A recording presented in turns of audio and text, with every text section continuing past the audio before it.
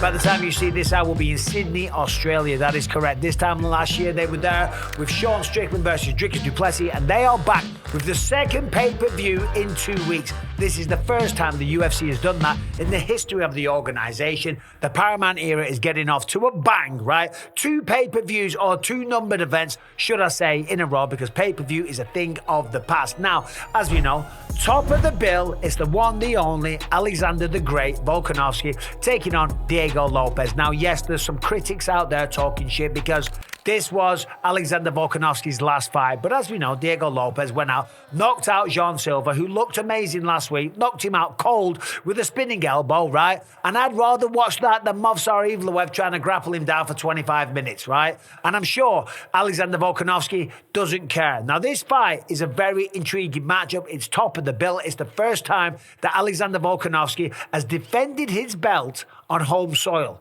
which is crazy. One of the greatest fighters of the featherweight division. It's the first time he's ever defended it. Yes, you're going to say, well, hold on a minute, he fought in Perth. Yeah, when he fought in Perth against Islam Makhachev, that was going up to 155, trying to become a 2-weight division champion. So, first defense against Diego Lopez. That's top of the bill. We're going to start with the main card, and we're going to give you some predictions. Well, we're going to break it down a little bit for you first. So, by the way, on the undercard, we do have Oban Elliott. He's returning against Jonathan McKelliff. That one's got really spicy. Remember, they were supposed to fight in Perth last year.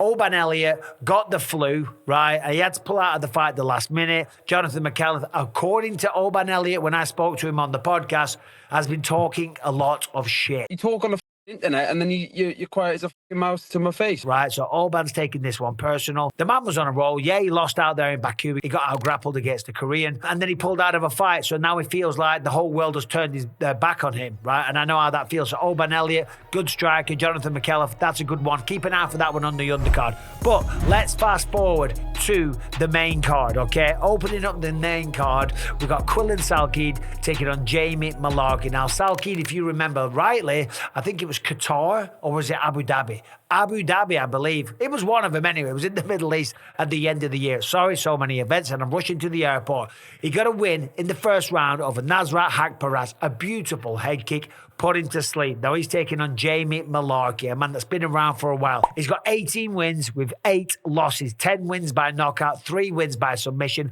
but the man's been stopped by his strikes, TKO or KO, 6 times. Last time I got a win over Rolando Bedoya, and I think this one right now, listen, it's a passing of the torch type of thing. Quillan Salkilld is the next big up-and-coming Australian. Well, for now, because he's got a tremendous amount of hype because of that last knockout. It's an Australian derby. It's a good way to start the fight card. I can't make a prediction. I apologise because I'm working the fight, and that would be very, very unprofessional. But I know a lot about these next 4 fights, so I'm going to break them down in a little bit more detail. Tai Tuivasa makes the return. He's taking on Tallison Teixeira. This one is guaranteed violence, and someone's got to get knocked out. And Tai Tuivasa is under a lot of pressure because he is on a 5-fight losing streak, which is crazy because at one point he was on a 5-fight winning streak. At one point he was in talks for the title. And then he lost to Cyril Gane by KO. He lost to Sergey Pavlovich by KO. He got submitted by Alexander Volkov. He got submitted by Marcin Tybura. And then he lost a split decision to Jairzinho Rozenstruik, who recently got arrested for domestic violence. We'll leave that one there. Tallison Teixeira on the other side. We know last time he got knocked out cold as well. That was against Derek Lewis, okay, in the very first round in just 35 seconds. Now, Tallison Teixeira is a very tall guy. He stands at 6'8". He's way taller than Tai Tuivasa. What he's going to have to be careful of is those overhand rights, because anytime you fight a tall guy, the shorter guy who's powerful and stocky, Tai Tuivasa is probably going to come in tremendous shape. Losing 5 in a row, fighting in Australia in front of his home people. You got to think he's going to show up on weight, in shape. He's going to make 265, and he's going to be the best version of himself. If he's not, if he loses, we ain't going to see a shoey, and we ain't going to see Tai Tuivasa in the UFC probably ever again. And that'd be sad because he is one of the most fun people to watch. From the walkouts with Tai Tuivasa, right? He walks out to Titanic or whatever it is. He has the whole crowd laughing their heads off. To the shoeys when he celebrates and everyone doing the shoeys, which are absolutely disgusting, spits in it, pours the beer and drinks it, or whether or not the man's online, right, having a laugh. Oh my gosh! Fuck you! And on the flip side, Tallison Teixeira, he's just going to keep the man at bay. Keep him at bay, use the reach, use the length, use the head kicks, keep Tai Tuivasa at bay, and he should be able to pick him apart and use the range. Anyway, moving on, we have Rafael Fiziev versus Mauricio Ruffy, two of the most talented strikers in the lightweight division. Rafael Fiziev is beautiful to watch. He's poetry in motion, and the man, last time we saw him, got a good win over Ignacio Bahamondes, and that was in Baku, Azerbaijan. What a place that is, by the way. If you ever get a chance to go to Baku, go and check it out. Ignacio Bahamondes is an incredible striker. Fiziev showed that he's still right there. Yeah, he lost to Justin Gaethje, but Bahamondes was on a roll. He was flying high, and Fiziev beat him on home soil. Now he's taking on Mauricio Ruffy. Now Ruffy, part of the Fighting Nerds, or who's kind of left the Fighting Nerds for now, he did his entire camp with Alexander Volkanovski. He's been in Australia for a while. Last time we saw him was against Benoît Saint Denis, who's in the next fight, right? But Benoît Saint Denis had the perfect game plan. Took down the striker, choked him out in the second round. How's this one going to play out? Well, they're both incredible strikers. All I'm saying is that fans are going to love this one. Ruffy, the man's incredible. He's extremely creative. Spinning wheel kicks, flying knees, extreme confidence, where Fiziev is a little bit more meat and potatoes. He's still more orthodox and traditional, but man, does he do all of those things beautifully. Now moving on to the co-main event, Dan Hooker, everyone's favourite crazy person. Dan the Hangman Hooker coming back.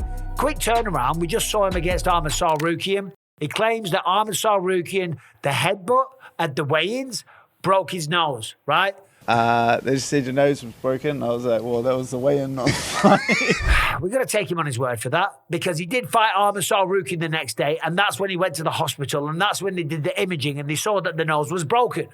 And he's saying that it was the headbutt at the weigh-ins that broke his nose, right? There's a good chance that some of the violence that Arman Tsarukyan unleashed on him, maybe that's what broke his nose. I'm not calling Dan Hooker a liar, but that's what I'd say. That's what I'd say if I was a proud man. It only took him 2 rounds, and Arman Tsarukyan did beat him by way of submission, so it wasn't like a knockout or anything like that. But there was a few punches thrown, but even still, the nose will be fine for Dan Hooker. He's very tall for the division, and taking on Benoît Saint Denis, he's got to use that reach and that range. We know Benoît, the advantage that he has is in the grappling department. Now, Dan Hooker's not an easy man to take down. He's got to win over Mateusz Gamrot. He does have good jiu-jitsu, city kickboxing, of course, that's where Israel Adesanya trains.